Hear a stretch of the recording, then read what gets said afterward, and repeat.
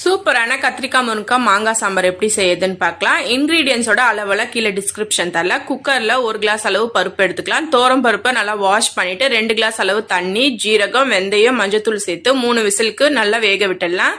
Stove on பண்ணிட்டு கடாயில கடுகு, உளுந்த பருப்பு, ஜீரகம், வரமிளகாய், பெருங்காயத்தூள் எல்லாம் நல்லா பொரிஞ்சு வரட்டும்.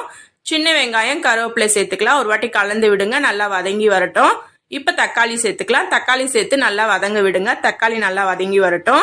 கூடவே காய் சேர்த்துக்கலாம். கத்திரிக்காய் முருங்கக்காய் சேர்த்துட்டு ஒரு வாட்டி நல்லா கலந்து விட்டுருங்க. கலந்து விட்டுட்டு மசாலா சேர்த்துக்கலாம். அளவு டிஸ்கிரிப்ஷன்ல பாத்துக்கோங்க.